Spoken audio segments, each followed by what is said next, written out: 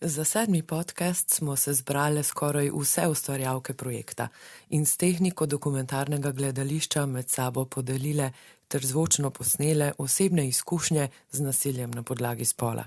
Posnete zgodbe smo si med sabo izmenjale, v posnetku nobena izmed nas ne deli svoje lastne zgodbe, pač pa izkušnjo ene izmed soustvarjalk.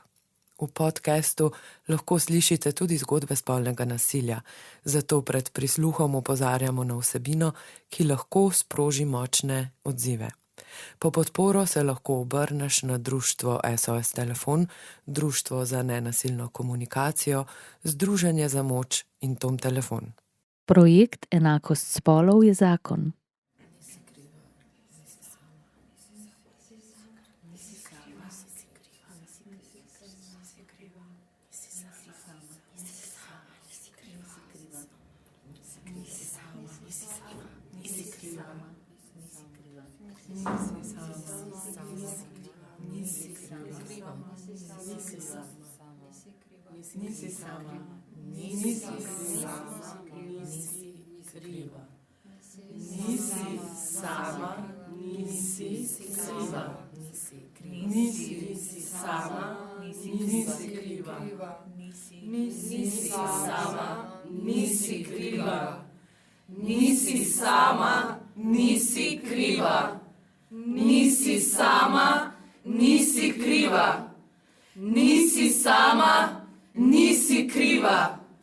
Mogoče je to prvič, ko sem se zavedala, da me ljudje tretirajo drugače kakor drugo osebo. Kot moškega. Mislim, ja, glede na spol. Ampak mislim, da je bil prvi letnik v srednji šoli. Imeli smo en dolg odmor in smo šli pač neka gruča ljudi na malico v enega izmed ljubljanskih kafičev. Tako, bil je lep sončen dan, začetek pomladi. Stara sem bila 11 let po moje ali pa 12, ampak mislim, da sem bila 11. Zgodilo se je v cerkvi, v našem naselju, pri verouku, kamor smo mogli vse punce v družini hoditi, da bi se lahko cerkveno poročile, za kar je babica navijala in lobirala. To je bila moja prva služba v lokalu in tudi moja prva služba. Stara sem bila, mislim, da po moje lih 17 pa pol, nekaj takega. In se mi je ful dobro zdelo, da končno lahko služim svoj denar.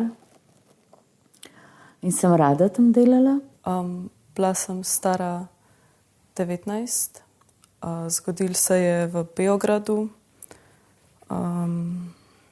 Ne spomnim se, v katerem naselju, ampak v sobi oziroma od garsonjerjev tega tipa, v kletni garsonjeri. Bilo je po noč, ob 1, 2, 3.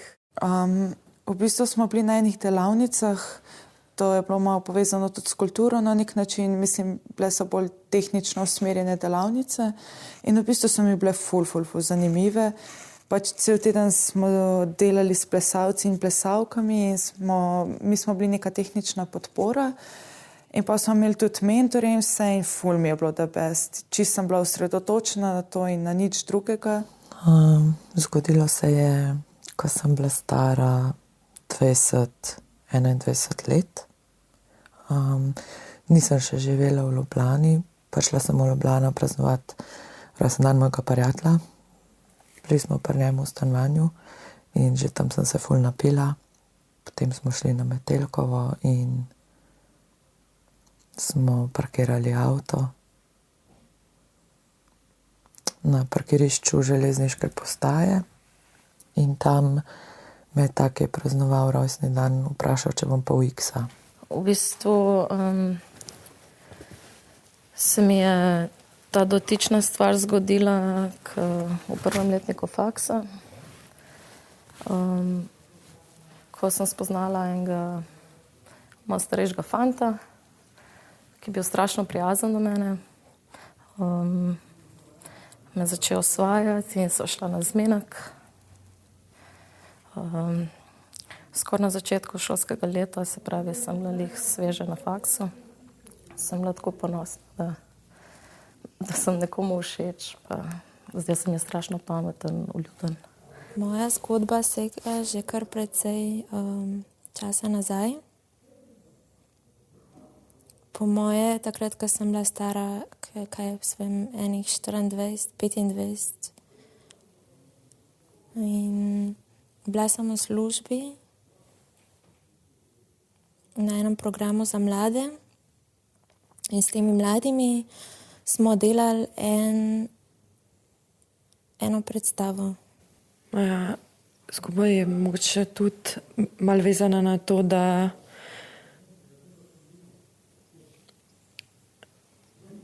je isto mogoče moje bolj seksualno življenje oziroma karkoli, kateri se tako uspešno izogibam. Včasih tudi ne vem, zakaj toliko bežim od stran od dotika, ampak kot samski velikrat tudi narediš res take bedarije, no, spustiš se v stvari, ki jih recimo nočeš.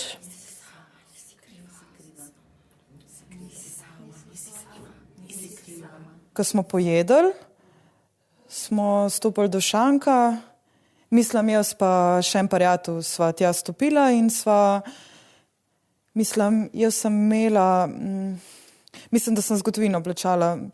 Sem rekla, če lahko plačam, da imam gotovino, so rekli, ja, valjda.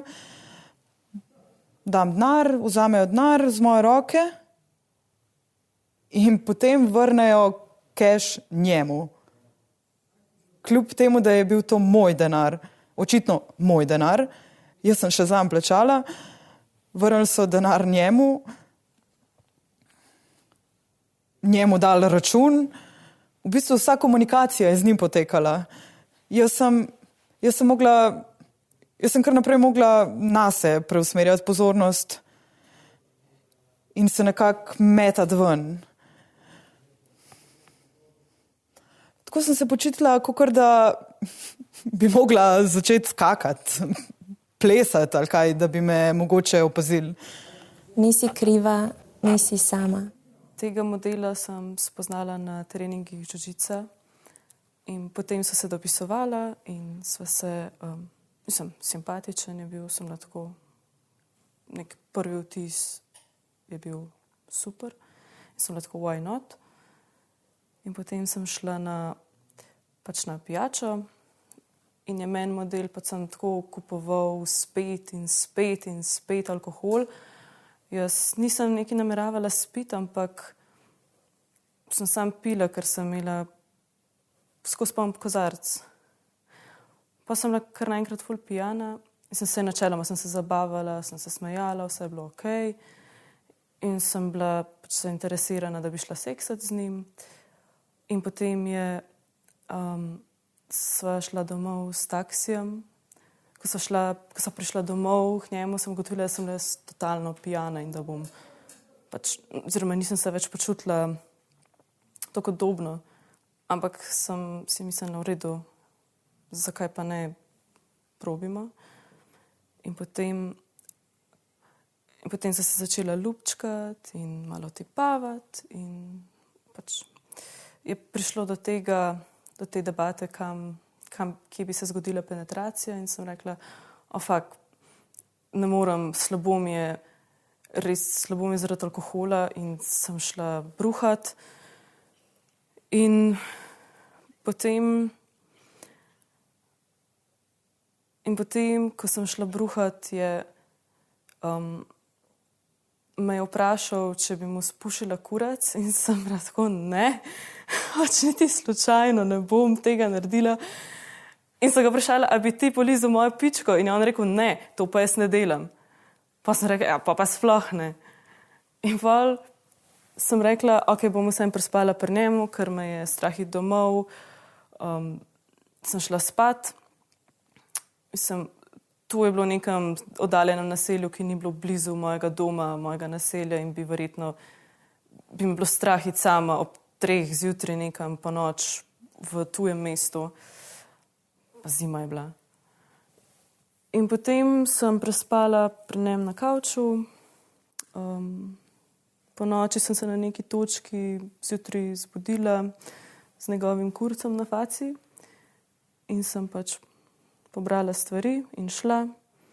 In Nisi sama, nisi kriva. Ponavadi sem delala v jutranji izmeni in en izmed prvih gostov so bili 4 delavci, ki so se čisto vedno usedeli za isto mizo. Moja šefica, mama mojega šefa je bila ponavadi v kuhinji, kadar sem bila za šankom, ker je tudi pripravljala med drugim zajtrke. No, in to se je v bistvu začelo počasi dogajati. Jaz sem vedno njim skuhala kavico in jo odnesla do mize. In prvič, ko sem jo nesla, je bil sam nek nasmešek, nek pozdrav, nič kaj takega, no. In potem 4. ali 5., ko sem nesla kavico, so bile že neke opazke, neki komentarji, neki glede mojega izgleda. Kako dobro izgledaš, koliko si pa ti stara, pa take neke. Ker sem začela čutiti v bistvu, da se ta meja med osebnim in neosebnim, a je to prava beseda, oziroma da se udira moja privatnost. No, potem pa se spomnim tega jutra, sem prišla v službo, tako kot ponavadi, in sem že vedela, da bo tudi oni prišli. In sem skuhala te kavice in se prav spomnim, bila sem oblečena v malo krajše krilo, nikoli nisem rada preveč kazala, tako da sem vedno imela pač najlonke spodaj, take temne najlonke sem imela, pa malo krajše krilo, nad koleni nič kaj posebenega. In ko sem nesla te kave do mize in jih hotela odložiti na mizo, sem samo v enem trenutku začutila moško roko, kako mi šla spodaj pod stegnu do mojega spolovila. In ko se zdaj tega trenutka spomnim, me prav zmrazi, samo zamrzena sem. In nisem vedela, kako odreagirati, zato ker se mi je prvič to zgodilo v življenju. In potem sem odložila te kave in nič sploh rekla nisem. Sem samo šla nazaj do šanka in tisti dan sem se ful slabo počutila v službi. In potem naslednji dan, ko sem šla do mame od mojega šefa in ji pač povedala za ta pripetljaj, ki se je zgodil en dan prej, mi je ona na to odvrnila, tega ne bom nikoli pozabila, da se je to nič kaj takega, da pač to moram pustiti. No, ne, malo potem sem dala potem odpoved in še danes ne razumem čisto zares, kaj mi je hotela s tem povedati, ampak mislim, da to ni bilo prav. Nisi sama, nisi kriva. In pa smo imeli na koncu produkcijo in mi je šlo ful dobro. In pa me je en izmed mentorjev tako pač takrat prvič nekako, da me je začel neki usvajati ali neki izkazati neko naklonjenost in je bil tako, imaš danes rdečo oblekco, kar neki, no, in v glavnem šlo mi je ful dobro, to predstava mi je šla res super, sem jo naredila, ful sem tehnično podprla in bilo je res mega. In pa smo imeli še neko žurko in sem se pač dobila in potem sem v bistvu šla s tem mentorjem pač na neki točki, pač ful mi je často neke pijače in pa je bilo kao greva.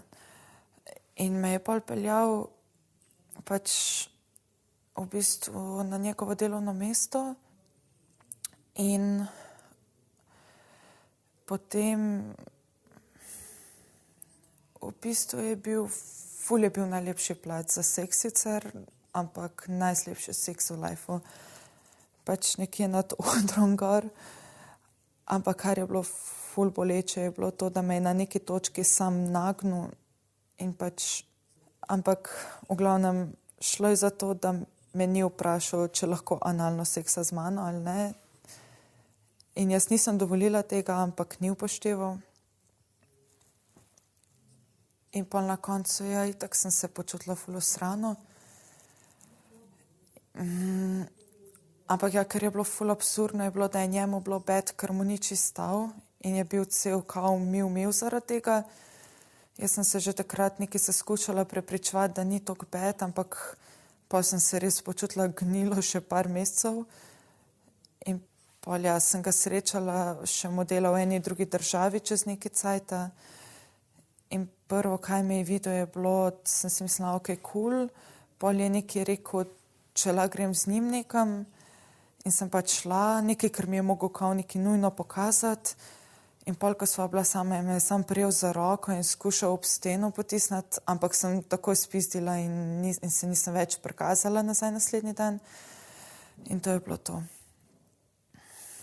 Ampak pol sem ga še videla še enkrat in je bil cel nek čudno kožo imel in se mi je zdelo, kot da je postal kozast zaradi tega, ker se vse en. Ampak tako sem si usmislila in mislila, haha, evo, ful imaš probleme s kožo, ker si zloben.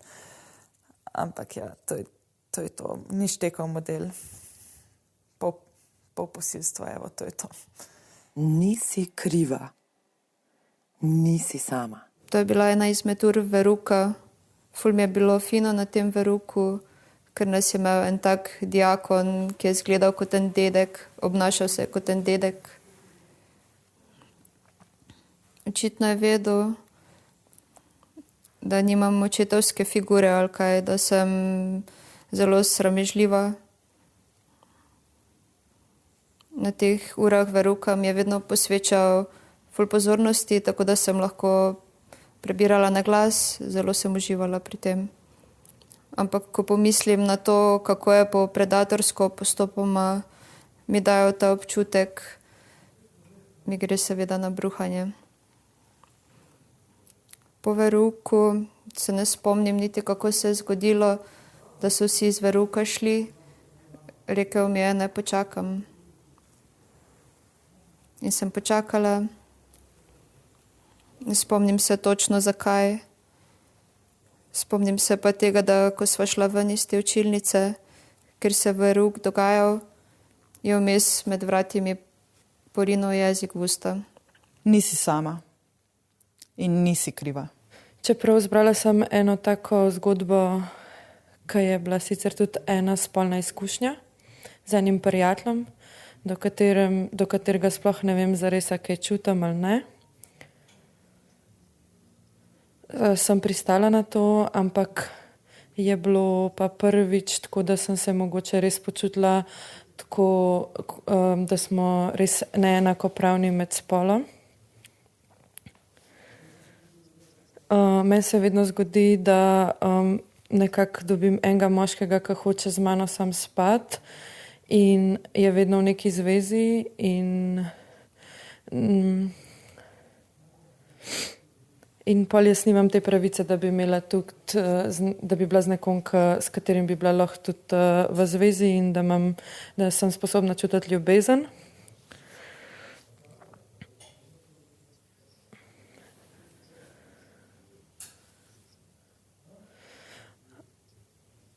Imam strah do tega seksualnega momenta, ki se nikoli ne počutim tako.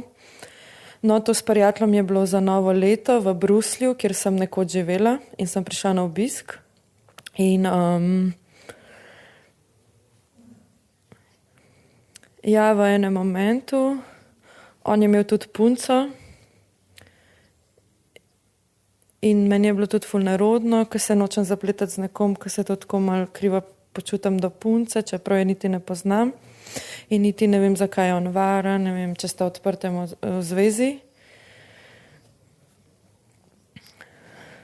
In pol v enem momentu sva šla najprej v eno sobo in pol je nekdo not prišel, ki me je začel slačati in je bilo že to tako čuden in sva mogla iti ven in pa sva šla na en res mečken WC In pa je on imel tudi težave s tem, da se bo dvignil. In je pač tako.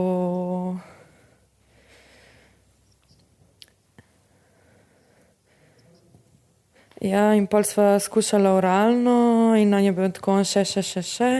In sva bila na tistem skretu in nikjer ni bilo nobenega prostora in njemu se ni dvignil s kondomom in pol je rekel, naj brez kondoma.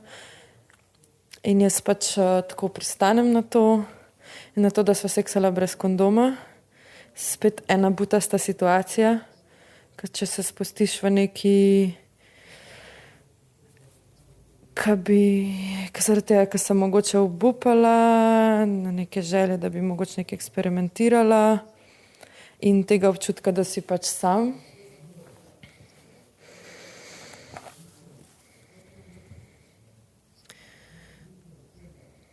No in potem sploh nisem vedela, ker imam pač zelo zmešano menstruacijo in v tistem trenutku sem bila glih v ovulaciji. Pol, ko sem se vrnila v Slovenijo nazaj, me je ful zamujala menstruacija in pač sem se valjda začela ful sekirati in ker sem glih na dan ovuliranja pač seksala brez kondoma in potem mi je zamujala menstruacija ful časa zaradi tega sekiranja in sploh nisem mogla nobenemu povedati, ker si ne želim imeti otroka in ne v tem momentu, ne v tistem momentu in tudi to, da bi mogla njega poklicati, ker ima punco, mogoče pač sem zanocila s tabo in sploh ne vem, kaj mi s tem otrokom in kako sploh splaviti. No, sej na koncu pač nisem bila noseča, ampak sem tiste teste imela in je kazalo malo, kakor da je. In pa se ti itak začne mešati in že v tem momentu se počutiš, kakor ok, on je tam pač užival v tistih momentih za novo leto. In ti se moraš pa tukaj en mesec sekirati in nikamor ne moreš iti in ne moreš se normalno obnašati. Ne moreš nobenemu povedati, da si mogoče zanosil. Itak si že 30 let star. Mogoče sem hotela tega otroka, ampak ne imam samskega otroka. In pač to so resni problemi in pa začutiš, koliko si kot ženska v tem trenutku sam, medtem ko on pač užival mogoče v istem momentu in nekje na pijači z enim prijateljem ali pa z eno drugo punco nekje. Nisi sama, nisi kriva. In so šla na prvi zmenek in se na tem zmenku nisem jih najbolj dobro počutila prvič, ker sem z njim imela občutek, da ves čas naziva to, da sem mlajša, da še nič ne vem, da mi bo on pomagal, da mi bo razložil, da se bom naučila. In sem imela ves čas en tak neprijeten občutek. In pol preden sva plačala, je rekel, a ja, se zdaj už pa ti plačala, ker si mi filistka, ne? Ne smem, me je začel zbadati.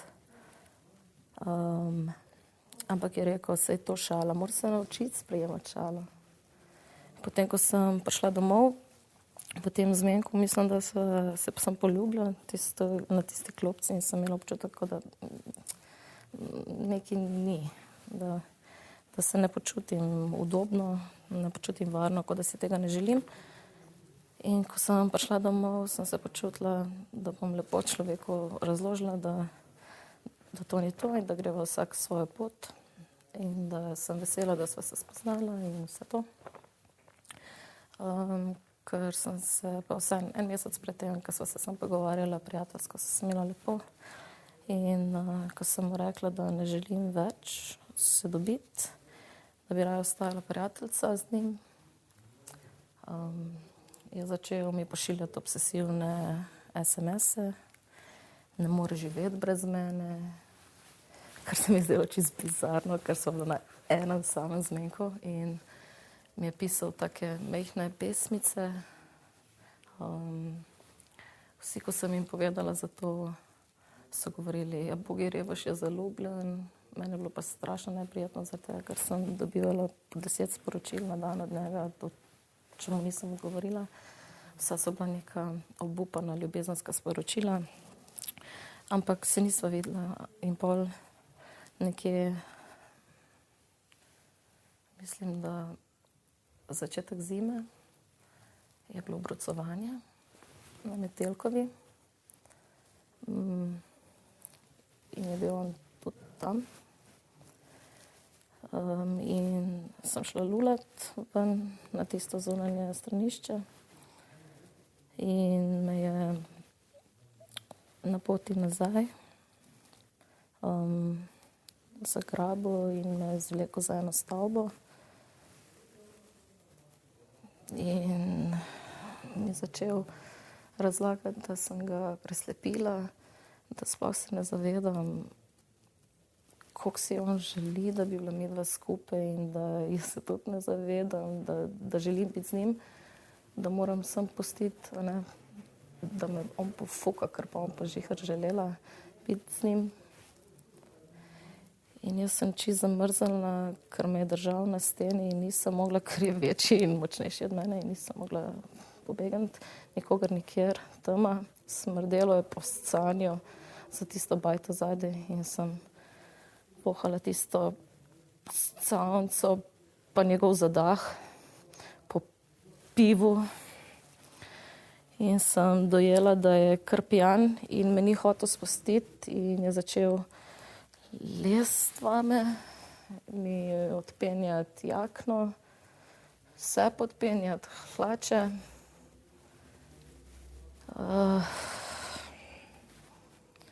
In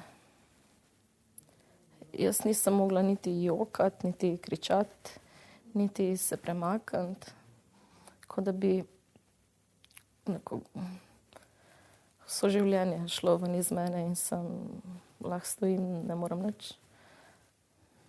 In na mojo zelo veliko srečo je prišel mimo en moj kolega, ki je šel lulat v to stavbo in ga zvlekel dol z mene. Ampak mislim, da po tem dogodku, ker sva bila v isti organizaciji, aktivistični, si nisem upala hoditi na sestanke, dokler nisem kolegicam povedala, kaj se je zgodilo. So se odločili, da ga bojo odstranili iz organizacije. Ampak pol sem poslušala še nekaj časa od njegovih kolegov, da sem pregnala zelo koristnega človeka, ker sem komplicirala. In sem zelo dolgo časa še v tej družbi nisem zelo v redu počutila, ker sem imela krivdo, da sem le nekomu povedala, bilo narobe. Nisi sama in nisi kriva. In sem ga pojela, še preden sem uspela reči ne, čeprav do takrat še nisem nikoli nobene droge vzela. Edini psihadelik, ko sem ga zaužila, so bile pač gobe. Tako da mi je bila stvar precej neznana. No, in prihoda na Metelkovo se ne spomnim, ker očitno sem bila že toliko pijana ali je tisto začelo delati. V glavnem ne spomnim se nič iz Metelkove. Detalje sem zvedela pol dan kasneje.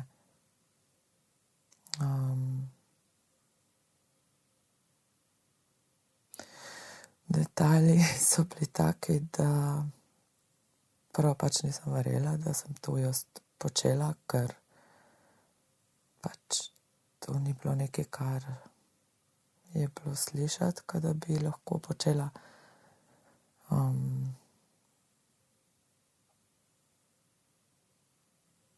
In naslednja stvar, ki se jo spomnim v bistvu, je bila, da sem prišla v stanovanje od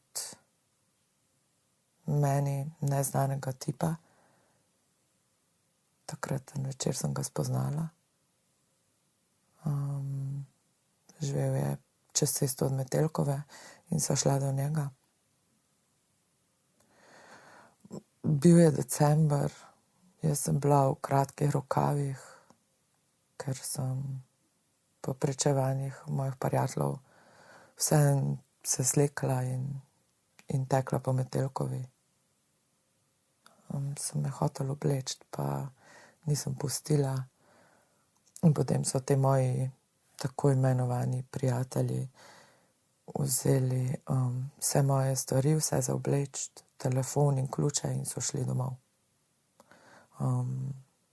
Jaz sem se zbudila, ne zbudila, jaz sem se pač spomnila sem se, začela zavedati same sebe v stanovanju tega tipa, ki me je vprašal, oziroma ko je šel na mene z namenom, da bova seksala. Takrat je v meni nekaj zbudilo in sem ga odrinila sam in sem ga vprašala, če ima kondom, upajoč, da bo rekel ne in pa bo ono kačinko, ker ne bomo nič. In je rekel ne.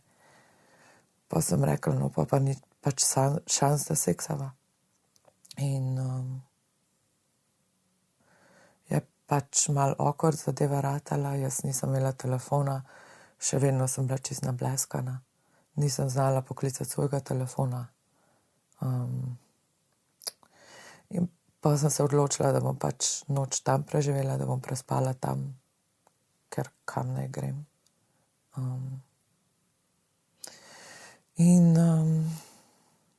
Zjutraj sem se zbudila, sem se spomnila svoje telefonske številke, sem vzela njegov telefon, poklicala, zvedela, da so se pač vse moje stvari, da so pri frendu. In sem imela najdaljši walk of shame z Metelkove do Koses. V živo se spomnim, da mi na poti noben ni hotel dati kozarca vode. V par gostilnah sem se ustavila, pa so vsi hoteli denar. Zepel me je. Nisem imela za taksi, nisem imela za trolo, nič. Nisi sama, nisi kriva. Moja zgodba sega že kar precej časa nazaj. Po moje, takrat, ko sem bila stara, kaj v svojem enih 24, 25. In bila sem v službi na enem programu za mlade. In s temi mladimi smo delali eno predstavo. To je tako hecam bilo, tako po naključju. 2 študenta smo imeli in en od teh 2 študentov je glih iz ene gledališke šole, bil je cel navdušen in dajmo mi narediti eno predstavo.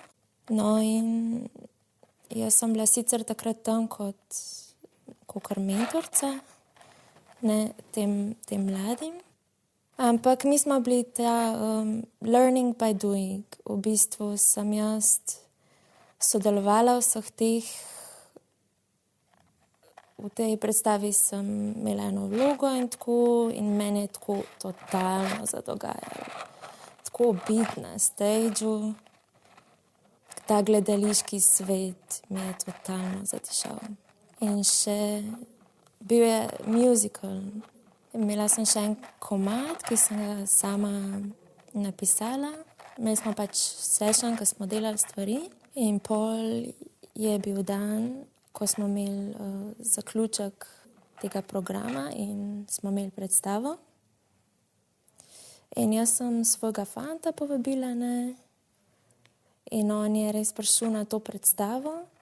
Zamudil je, ker je s tem nekim sodelavcem imel neki na jobu ali kaj jaz vem.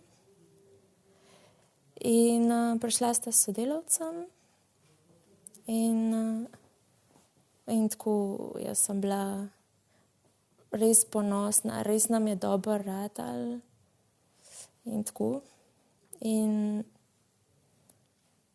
tako spomnim se, bil je tak vrvež, slišal se je člane družine, ki so se pogovarjali, so prišli na predstavo, za jaz smo imeli pač tako druženje po zaključku programa. In jaz so vsa na krilih, grem do fanta in sodelavca. In pač vesela, da je prišel. No, za sodelavca mi je bilo vseeno. Pa sem rekla, kako se jima je zdela predstava in nekaj tasga. In potem sta me tako nekako čuden način gledala, samo to neko buljenje in ne vem kako, da morata iti. In pol sta šla in tako okej. Pol pa takrat jaz nisem neki vesela sem bila, da smo zaključili, da smo se družili. Pol pa, ko sem prišla domov, pa sem tako vprašala fanta, kako se mu je zdelo. Pol mi je tako nekaj rekel, a zdaj boš ti takole na odrih, ali kaj se kazala. In sploh nisem mogla razumeti, kaj mi hoče povedati. Meni je bilo to tako, ne vem, med vrsticami povedan, ne vem, v smislu to, da to ni nekaj, kar bi jaz smela početi, da bi jaz mogla, kaj jaz vem, v tem smislu pač družinska, biti družinska, tam v kuhinji. Nisi sama in nisi kriva. Ampak ja, takrat me je to tako prav prvič, prav tako noro zažgal, kako se lahko ljudje tako obnašajo. Da je zelo očiten, kaj se dogaja. Pa tukaj zdaj ne govorim o neki poziciji moči, ampak v tem primeru, a ne, sem bila jaz tista, ki mislim, ka ima nekaj za predati. Tako da zakaj to zgodbo pripovedujem? Zato, ker se mi zdi, da se včasih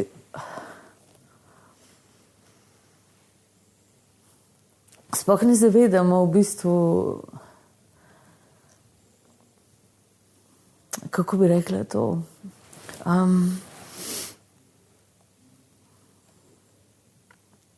da se sploh v bistvu ne zavedamo, da smo bili mogoče na nek način žrtve neke vrste nasilja. In potem iščemo vse v bistvu krivca za to, tako da je. Kljub temu, da v zakonu in v pravilih to, kar se mi je zgodilo, ni definirano kot posilstvo, se mi še vedno zdi, da je bila to neka stvar, ki me je zelo močno zaznamovala in sem se zelo dolgo počutila nemočno, ranljivo, prestrašeno. In da ni vsako spolno nasilje to, da je nekdo, da te en tip posilil. Po tem dogodku ne vem več, kako je biti povezan s telesom, kako je biti svoboden, varen v telesu, svobodna, varna v svojem telesu. Od takrat naprej pa še do danes imam hude probleme z anksioznostjo in z eating disorders, s prehranjevalnimi motnjami. Ta izkušnja mi je zelo zaznamovala šport, ki ga imam rada. In potem, ko sem ga po fucking 5 letih spet začela trenirati, sem imela spet ponovno grozno izkušnjo s trenerjem, ki mi sicer nič ni naredil, ampak je konstantno zbijal neke neprimerne šale, seksistične, homofobne, pač teror za vse oblike bivanja. Na srečo je bila ta občutek nekega, da hočem to v življenju početi močnejši, je pa res. Vsakič, karkoli delam, mi te besede odzvanjajo. In ima tudi takšen vpliv, da to, kar delam, ni dobro, da kaj se jaz le grem neki neki po odrih. Ampak teh momentov je tako pač na pretek seksualnih.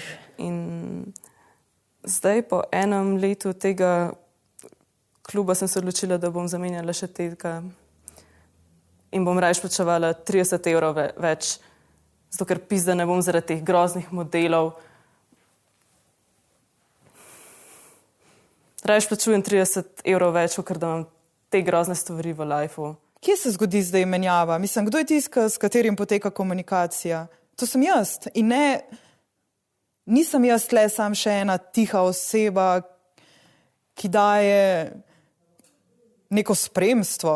Poleg tega me je bilo pa strah karkoli povedati v organizaciji, kjer naj bi se počutila varno. Ker sem se ful dolg časa potem še počutila krivo, ker sem dala odpoved, ker bi mogla kaj pustiti, take stvari, da mi dela nekdo zato, da bi lahko imeli službo. Ampak tukaj se mi zdi, da smo res neenakopravne. Tudi, ko greš ven, se moraš vedno bati, če boš kot ženska mogoče lahko zanosila in ne moreš zares uživati, ker imaš kot ženska, ker imaš vedno ta strah. Ja. Mislim, tako vse pravim, nedolžna zgodba, ampak je stvar, ki se je toliko velikrat spomnim. Zelo. Te besede zelo vplivajo na vse, kar delam. In bi želela sporočiti vsem mamam ali pa mamam prijateljic, ki niso odreagirale, da mogoče ni treba na vse pretege to prijaviti. Vse vemo, da v vseh okoliščinah tega ne moremo, ampak da se vsaj o tem pogovarjamo in poskušamo najti načine pomoči, da ženska ni celo življenje tako zelo odtojena od same sebe. To zgodbo sem pa spravila zato, ker se mi zdi ful pomembno, da vemo, kdo so naši prijatelji in kdo bo poskrbel za nas in kdo ne.